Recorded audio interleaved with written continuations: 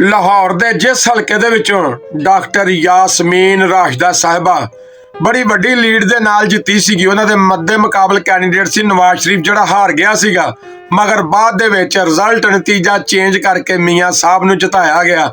ਉੱਥੇ ਜਨਾਬ total vote ਸੀ 2,93,000 ਤੇ ਜਨਾਬ ਉੱਥੇ ਜਿਹੜੇ ਦਰੁਸਤ ਵੋਟ ਕਾਸਟ ਹੋਏ ਨੇ, ਜਿਹੜਾ ਹਤਮੀ ਨਤੀਜਾ 247 ਫਾਰਮ ਜਾਰੀ ਕੀਤਾ ਵਾ, ਉਹਦੇ ਵਿੱਚ ਲਿਖਿਆ ਕਿ ਜਨਾਬ 2,94,000 ਦਰੁਸਤ ਵੋਟ ਨੇ।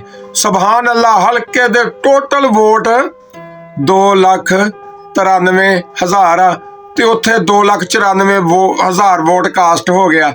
ਤੇ ਜਨਾਬ ਉੱਥੇ ਪੀਪਲ ਪਾਰਟੀ ਜਮਾਤ ਸਲਾਮੀ ਦੇ ਕੈਂਡੀਡੇਟ ਨੂੰ ਹਰ ਹਲਕੇ ਦੇ ਵਿੱਚੋਂ 500,000 ਵੋਟ ਪਾਈ ਜਾਂਦਾ। ਉੱਥੇ ਜਨਾਬ ਉਹਨਾਂ ਨੂੰ ਵੋਟ ਹੀ ਕੋਈ ਨਹੀਂ ਪਿਆ, ਹੱਤਾ ਕਿ ਉੱਥੇ ਆਪਣੇ ਉਮੀਦਵਾਰ ਯਾਨੀ ਜਮਾਤ ਸਲਾਮੀ ਦਾ ਕੈਂਡੀਡੇਟ ਪੀ, ਉਹਨਾਂ ਨੇ ਆਪਣੇ ਆਪ ਨੂੰ ਵੀ ਵੋਟ ਨਹੀਂ ਪਾਇਆ। ਓਏ ਮਾਫੀ ਦੇ ਦਿਓ ਸਰਕਾਰ, ਛੱਡ ਦਿਓ ਇਹ ਹਰਕਤਾਂ, ਮਾਫੀ ਦੇ ਦਿਓ।